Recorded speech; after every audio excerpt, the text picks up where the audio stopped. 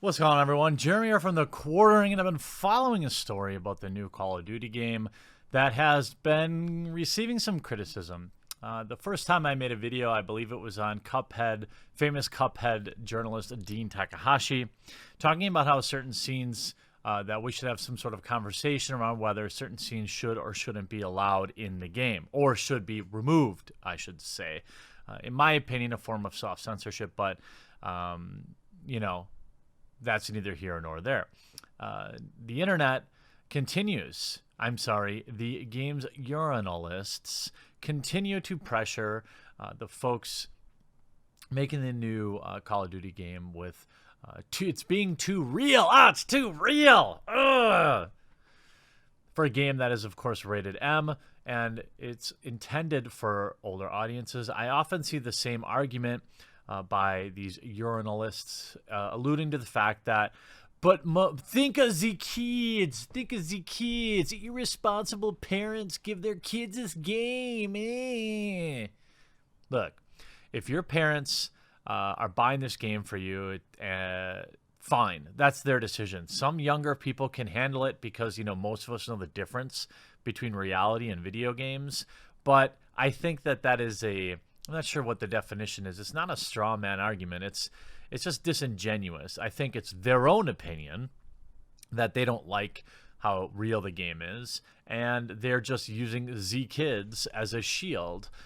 The other day, somebody sent me a few articles about the makers at Infinity Ward, maybe alluding to censoring the game, but then I've collected recent comments from the team who that have denied that.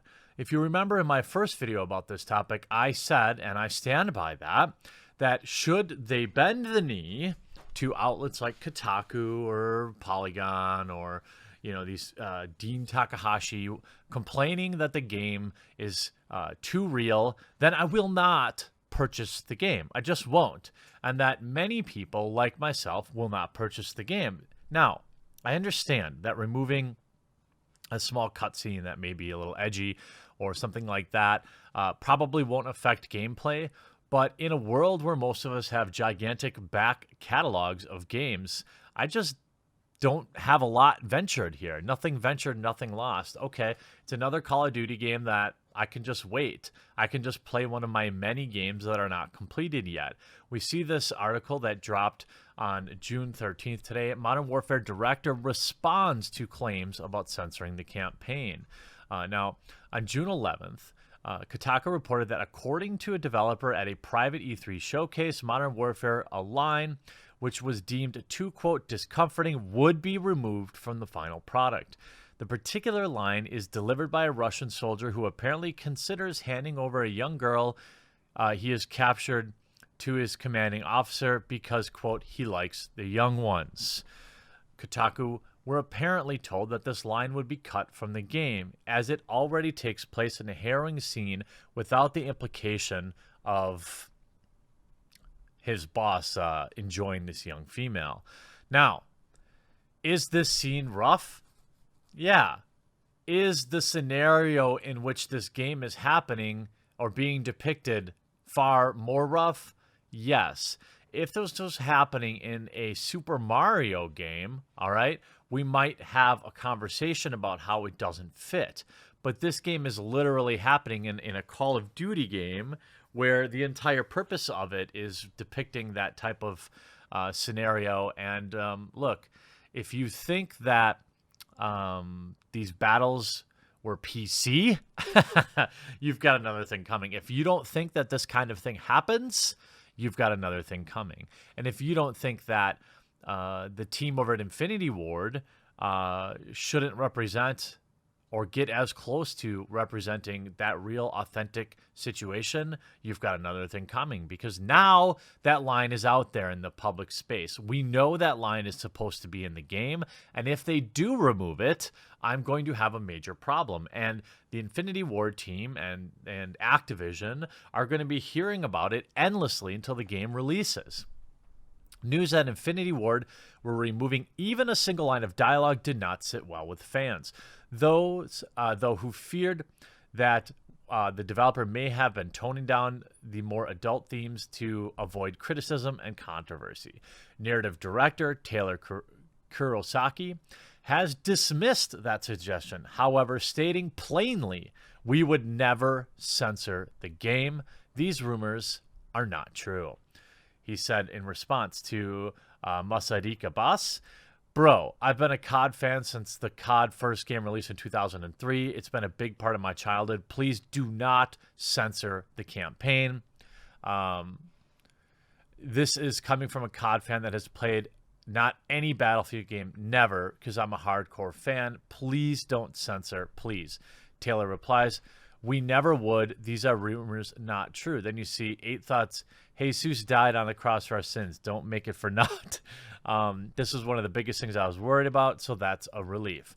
So as it would appear, the team from Infinity Ward is standing up to kind of this social justice pressure and saying they're not going to. Now, I'm going to watch this extremely closely. In another response, Kurosaki explained that although changes will be made between now and launch, these are not moves to appease critics or avoid controversy, but to only further their, quote, vision of the game from a purely creative standpoint. Now, this is a little concerning that they may make these changes and then just use the umbrella that, well, it didn't fit the story we were trying to tell, or, you know, and use that as an excuse to cover up, hey, we didn't actually bend the knee. But I think to be on the record publicly, right now I'm going to give the Call of Duty team a vote of confidence, and maybe we can use our force for good.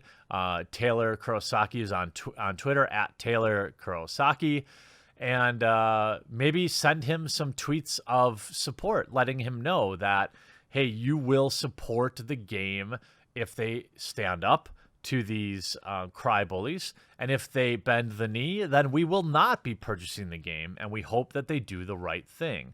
In another response, he says, "Taylor, this isn't the news we wanted to hear. Can we get an explanation? Was excited to play the games you create." This is an article which I'll show you in a second. Taylor said, "This isn't a thing. Every medium, film, TV, games, art iterates as they go, making our final product better. All we are doing is refining our vision." YouTubers who saw the press in the game early at Infinity Ward Studios said that the 2 missions were shown were, quote, more rough and visceral than anything they've seen in Call of Duty before. The game also draws inspiration from Modern Warfare 2's, quote, No Russian mission, which undoubtedly was the most controversial level in the series' history, where the player was put in the shoes of a terrible person taking on innocent civilians in a Moscow airport. We will have to wait till October 25th, which is about 4 months and 2 weeks from now, when the new Modern Warfare releases, to see if the particular line of dialogue does in fact make the final cut, and if Infinity Ward toned things down in those areas too. For now, Kurosaki is defiant that these are nothing more than rumors. You see the original story here on the Charlie Intel website, and you see more responses by Taylor responding here. Lastly, in another tweet, Kurosaki confirmed that crossplay is working perfectly in the studio, even between PS4 and Xbox One. To clarify further, crossplay between Xbox and PlayStation is working. It's all working right now. Of course, this was the original story down here. Kotaku even asked Infinity Ward developers if the, quote, likes the young ones line got a response from in-game campaigns director Jacob Minkoff. Quote, part of the reality of the situation is where people who face unpleasant events, and there is a portion. I'm not trying to work around spoilers, but we don't want to shy away from the realities that some people face in these situations, Minkoff said. And some of those things are touched upon in the storyline. All I can tell you is that, as with every case, we have many consultants on staff. Activision PR told Kotaku at their behind-the-scenes closed-door event that Infinity Ward was removing that line from the game, and that the specific line was reportedly meant to be foreshadowing a scene that was upcoming later in the campaign, but that scene had also been removed from the game. See, I'm concerned that the PR team is doing a little bit of slipperiness here. Now, maybe that's just to keep Kotaku at bay, But again, as we've always seen with these urinalists, they write the report anyway. You see the article, Call of Duty Modern Warfare's developers are still deciding how disturbing to get. Look, these are situations depicting some of life's most disturbing events, period. To have even a small portion of that in the game is what I would consider par for the course and exactly what hardcore fans want. Does that make them weird individuals or sick? No, it makes them want to keep the situation authentic, to understand that there's real stakes. This kind of stuff is about immersion. Now, do I want there to be, penalties for taking out NPCs in these games? I'd find that reasonable because there are penalties for that in real life. But removing narrative that helps build an emotional story just because it ruffles a few feathers of people that, by the way, don't even play your games is absurd. Now, I did have a conversation with a blue checkmark journalist behind the scenes whom I criticized loudly, and they did tell me a story about how a member of their family was met with an untimely and due to just unfortunate situations and how the game kind of was soured, for them. But at the same time, my response was, hey, play a different game. I think if you go into it, you know what Call of Duty is all about. You know already, okay, it's June, and we know now in October that the game is going to push the envelope and it's going to get spicy. Then don't play it. Not every game is for everyone. Isn't that what the blue hairs out there always say about, when you criticize She-Ra and they say, well, it's not for you. Okay, well then Call of Duty Modern Warfare is not for you. I hope you enjoyed this video. I give Infinity Ward mad props for standing up to these people, and I hope that they stay strong over the next 4 months, and I hope that you send them some positive vibes to remind them who they really serve. That is us, the customers, and not the urinalists. I hope you enjoyed this video. We'll talk to you again real soon.